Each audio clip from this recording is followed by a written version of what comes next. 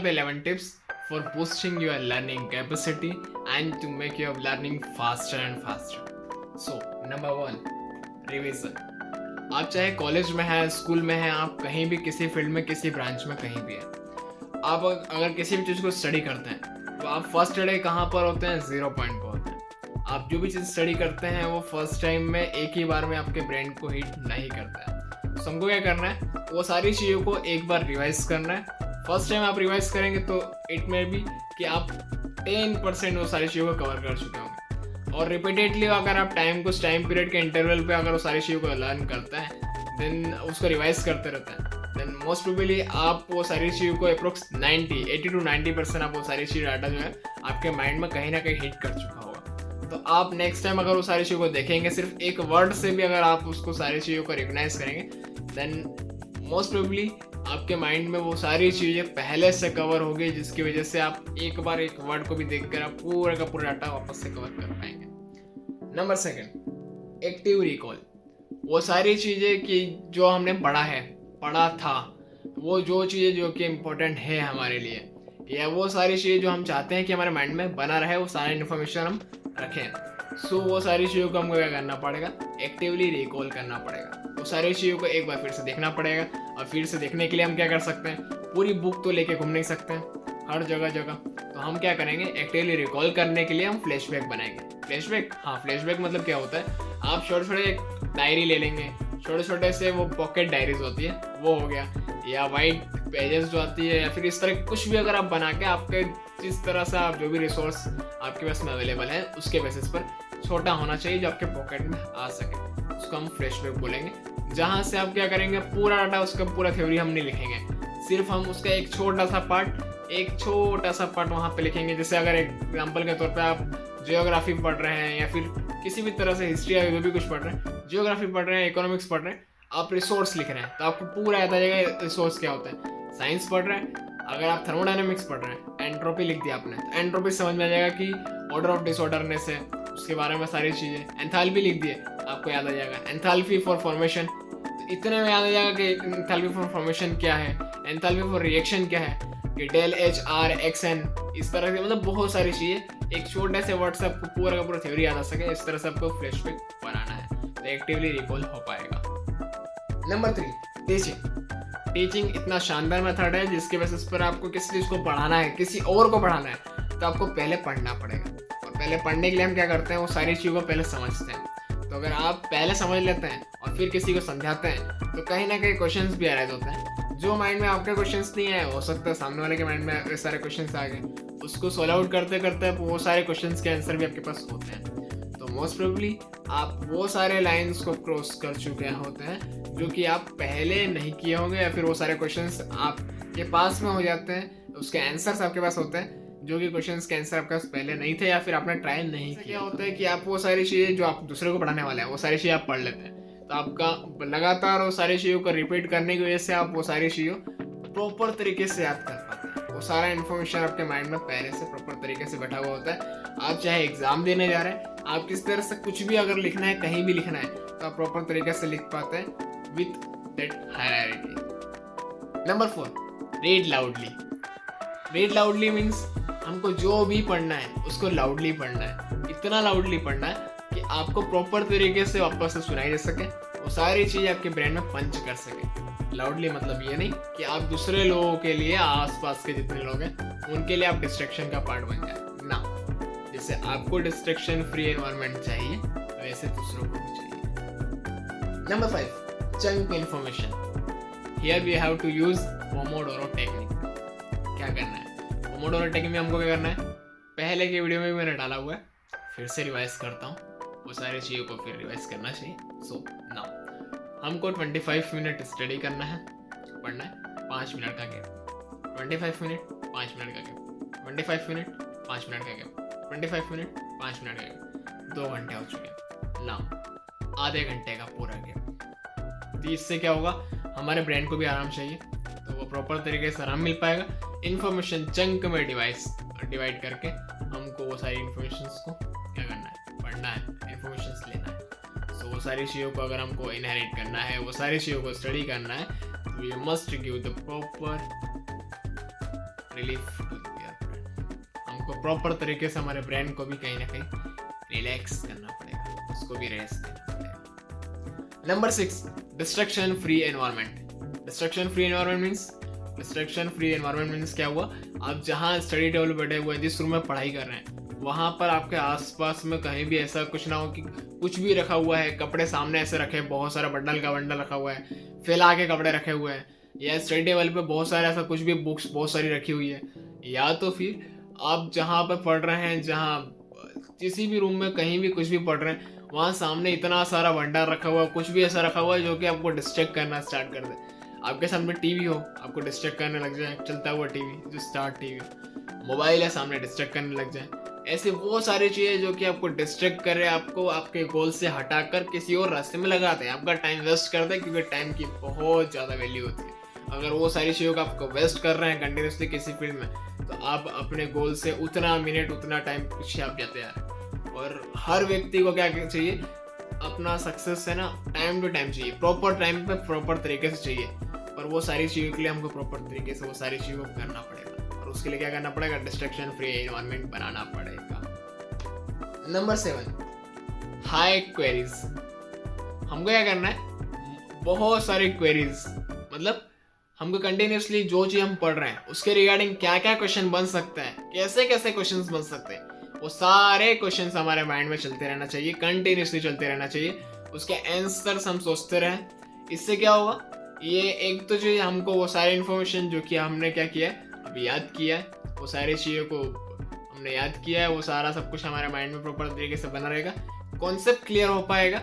और वो सारे क्वेश्चंस के आंसर अगर हमको नहीं मिलता है तो हमारे टीचर से, प्रोफेसर से, या आसपास में जिससे पूछना है, वो सारे प्रॉपर तरीके से इन्फॉर्मेशन हम एक्यूमुलेट कर पाएंगे, तो बहुत बेनिफिशियल होने वाला है। Number 8, art of mnemonics. Art of mnemonics, हाँ, आर्ट ऑफ निमोनिक्स मतलब होता है पैटर्न। हमारा ब्रेन जो होता है वो अलग अलग पैटर्न्स को फॉलो करता है। आप डायरेक्टली किसी भी चीज़ को ऐसे भरते जाएंगे तो वो खाली डब्बा नहीं है जिसके अंदर कुछ भी भरा जाए ना।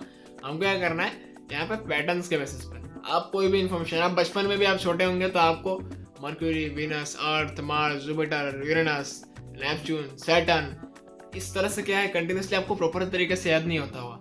आपसे क्या होता होगा, मर्क्यूरी, वीनस, अर्थ, मार्स या जुपिटर, आगे पीछे हायरार्की आप फॉलो नहीं कर पाते होंगे। मोस्ट प्रोबेबली क्या होता था कि आप कभी किसी को आगे बोल रहे हैं, किसी को आगे नीचे बोल रहे हैं। अगर मैं आपसे एक क्वेश्चन पूछता हूँ, टोटल कितने प्लैनेट्स होते हैं सोलर सिस्टम में, कितने प्लैनेट्स हैं, तो अधिकांश लोगों का आंसर हो सकता है 9, प्लूटो को इंक्लूड करके। तो ना, वो कोपियर बेल्ट जो पार्ट है वो सारे पार्ट्स में आता है, मतलब प्लैनेट में काउंट नहीं हो रहा है। तो क्या है, टोटल 8 प्लैनेट्स हैं। अब कैसे याद करें, तो शॉर्टकट ट्रिक्स अगर बनाते हैं तो आप वो याद कर सकते हैं। एक और क्वेश्चन, अगर मैं आपसे पूछता हूँ कि आप रेनबो में कितने कलर्स होते हैं, तो आप उस समय भी कहीं ना कहीं कन्फ्यूज हो सकते हैं। तो हम अगर उसको शॉर्टकट तरीके से विग्योर बोले, जो कि हमने 8th 7th 8th क्लास में पढ़ा है, तो इस तरह से शॉर्टकट्स अगर बनाते हैं तो बहुत बेनिफिशियल होने वाला है। हमारा ब्रेन जो होता है वो शॉर्टकट्स को ज़्यादा फॉलो करता है, हमारे पैटर्न्स को ज़्यादा फॉलो करता है। लाइफ में शॉर्टकट मत यूज़ करना, बहुत खतरनाक होता है। पर हाँ, आपके ब्रेन को उस तरीके से प्रॉपर गाइडेंस देने के लिए, प्रॉपर तरीके से उसको यूटिलाइज करने के लिए हमको करना पड़ेगा, पैटर्न्स को फॉलो करना पड़ेगा, जिसकी बेसिस पर हमारा नॉलेज, इन्फॉर्मेशन बहुत ज़्यादा बढ़ते जाएगा। प्रॉपर तरीके से हम सारी चीज़ों को याद कर पाएंगे। Number 9, visualisation. पहले टाइम में क्या होता था कि वो सारी चीज़ें, इतना सारा कंटेंट, इतना सब कुछ रिसोर्सेज अवेलेबल नहीं थी। But right now we are having the sufficient resources for the visualisation, जहाँ पर आप बहुत सारी चीज़ों को विजुअलाइज कर सकते हैं, बहुत सारी चीज़ों से सीख सकते हैं। आप अगर आप सोचेंगे कि न्यूटन, तो उस समय क्या होता था, न्यूटन मतलब आपको सोचना पड़ता था कि न्यूटन कहीं तो देखा होगा। और अभी क्या है, आप गूगल पर भी डालेंगे न्यूटन, आइजैक न्यूटन की फोटो आ जाएगी, उसको आपने एक बार देख लिया, आपके माइंड में आ जाएगा आइजैक न्यूटन कौन है। या तो फिर आपने श्रोडिंगर की फोटो देख ली, श्रोडिंगर आपको याद आ जाएंगे, हाँ श्रोडिंगर ये है। इस तरह से आपको सारी चीज़ें विजुअलाइज कर पाएंगे आप सब प्रॉपर तरीके से। एटम को हम प्रॉपर तरीके से देख नहीं पाते हैं, पर हाँ उसके जो एटम्स के स्ट्रक्चर्स हमने गूगल पे देखा हुआ है, यूट्यूब पे देखा हुआ है, अलग अलग प्लेटफॉर्म पे देखा है, तो वो वहाँ से आप उसको याद कर सकते हैं कि कैसा दिखता है या एटम्स का स्ट्रक्चर कैसा होता है, तो विजुअलाइज कर सकते हैं। विजुअलाइजेशन आपको आपकी मेमोरी को बहुत अच्छे तरीके से यूटिलाइज करने में बेनिफिशियल होने वाला है। Number 10, role of sleep. हम क्या है, आगे ग्रोथ की दौड़ में इतने लगे हुए हैं, स्पेशली यूथ जो है बिटवीन 18 टू 24, 25, 28 के अप्रोक्स जो एज है, वो इस एज ग्रुप में इतनी दौड़ में लगे हुए हैं। किसी को जेई क्लियर करना है, किसी को नेट क्लियर करना है, किसी को यूपीएससी क्लियर करना है, ऐसे बहुत सारे कॉम्पिटिटिव एग्जाम्स हैं। वो सारी चीज़ों को क्लियर करके बाय द वे वो अपने पाथ पे बिल्कुल सही है, बिकॉज हमको करियर को लेके कॉन्शियस होना चाहिए, प्रॉपर तरीके से एफर्ट लगाना चाहिए, हमको पता होना चाहिए हमको क्या करना है, क्या नहीं करना है, और क्या बनना है और क्या नहीं बनना है, वो सारी चीज़ें पता होना चाहिए। पर वो सारी चीज़ों को करने के लिए क्या चाहिए, तो ब्रेन को यूटिलाइज करना। ब्रेन का वर्क बहुत मेजर पार्ट होता है, तो वहाँ पर जिस चीज़ का हम यूज़ कंटिन्यूसली यूज़ करते हैं, वो चीज़ कहीं ना कहीं एक समय के बाद में थक जाती है या उसके ऊपर कहीं ना कहीं इफेक्ट आने लगेगा। सो हमको क्या करना है, प्रॉपर तरीके से स्लीपिंग देना है, जिसकी वजह से हमारा जैसे मोबाइल रिबूट होता है, रिस्टार्ट होता है, सिमिलरली हमारा ब्रेन जो है वो उतने टाइम में अपने आप को रिस्टार्ट कर पाएगा, प्रॉपर तरीके से रिचार्ज कर पाएगा, जिसके बेसिस पर हम उसको प्रॉपर तरीके से यूटिलाइज कर पाएंगे। नंबर 11 जो कि मोस्ट इम्पोर्टेंट पार्ट है ऐसा बोल सकते हैं, और लास्ट है, ठीक है, multi sensory learning. Multi sensory learning मतलब होता है जहाँ पे मल्टी मतलब बहुत सारे, सेंसरी जहाँ सेंसेस का यूज हो रहा है, लर्निंग सीखना जहाँ पर बहुत सारे सेंसेस का यूज करके हम सीख रहे हैं, वो multi sensory learning. Multi sensory learning में क्या करना है हमको, हमारे जो भी चीज़ हम याद कर रहे हैं, एक एग्जाम्पल लेते हैं कि अगर मैं आपसे बोलता हूँ कि आप 10 रुपए के नोट को कितने टाइम से देख रहे हैं, या 50 रुपए के नोट को कितने टाइम से देख रहे हैं, वैसे 500 के नोट को भी आप कितने टाइम से देख रहे हैं, पिछले 1000 रुपए के नोट को कितने टाइम से देख रहे हैं, अभी तो ये बंद हो चुका है, यूज नहीं हो रहा है। तो अगर मैं आपको बोलता हूँ 1000 रुपए का जो नोट जो पहले यूज करते थे, उसका अगर अभी डायग्राम बनाना है, देन हो सकता है आप बना ले अगर उतने अच्छे आर्टिस्ट हैं तो, और अगर आपके माइंड जो है, आपका ब्रेन जो है इतना शार्प है तो टर्म्स एंड कंडीशंस अप्लाई।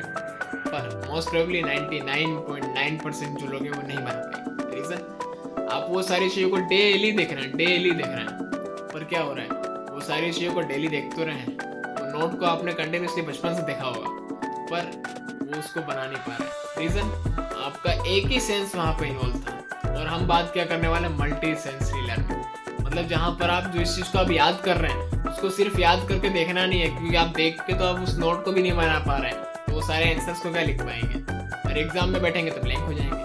पर हमको क्या करना है, मल्टी सेंसरी लर्निंग, जहाँ पर हम जो चीज़ को याद कर रहे हैं उस चीज़ को हमको लिखना भी है, जिस चीज़ को हम याद करते हैं उसको लिखते जाना है, याद किया लिखा, याद किया लिखा। तो ऐसे क्या होगा, कंटिन्यूसली लिखते जाएंगे, तो हमको क्या होगा, बहुत सारे सेंसर्स एक साथ में वर्क कर रहे हैं, मतलब आंखें देख रही है, ब्रेन भी काम कर रहा है, कंटिन्यूसली करते जा रहा है, उसको हम लाउडली बोल भी रहे हैं, उसके बाद में हमारे बहुत सारे सेंसर्स लिखते भी जा रहे हैं, तो एक साथ में करते करते प्रॉपर तरीके से हो पाएगा। If we will talk about the Mahabharata, तो महाभारत में सबसे सेकंड मोस्ट फेवरेट कैरेक्टर है अर्जुन।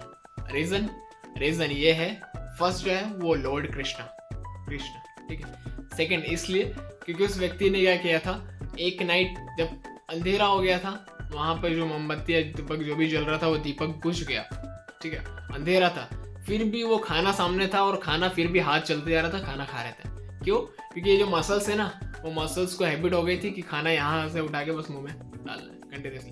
उनके माइंड में है कि ये चीज़ हाथ जो आँख के पास या नाक के पास या कहीं भी किसी भी स्किन को टच क्यों नहीं कर रहा है, डायरेक्टली मुंह में क्यों जा रहा है। रीज़न ये है कि मस्कुलर पावर की वजह से, मसल्स की जो हैबिट की वजह से। तो सिमिलरली उन्होंने क्या कर दिया, अब अंधेरे में तीर चलाना स्टार्ट कर दिया, मतलब सीखना स्टार्ट कर दिया। अब वहाँ पे आर्चरी स्टार्ट होती है, अब उनको हैबिट हो जाती है धीरे धीरे क्या, आंख बंद करके भी प्रॉपर तरीके से चलाने की, या तो फिर अंधेरे में भी चला सके, इतनी प्रॉपर तरीके से वो सारी चीज़ें कर पाते हैं। तो हमको हमारे खुद को एनालाइज करना पड़ेगा कि हम किस तरह से एफिशिएंटली अपने आप को यूटिलाइज कर सकते हैं और अपने गोल को किस तरह से अचीव कर सकते हैं। सभी लोगों के, हर एक व्यक्ति की स्ट्रेटेजी अलग अलग होती है, तरीका अलग अलग होता है, विजुअलाइजेशन और ऐसे बहुत सारे जो टेक्निक्स हैं, वो सभी तरह के अलग अलग टेक्निक्स को हम यूज़ करके अपने आप को एनालाइज कर सकते हैं और प्रॉपर तरीके से यूटिलाइज कर सकते हैं। Thank you, Abhishek Kesari.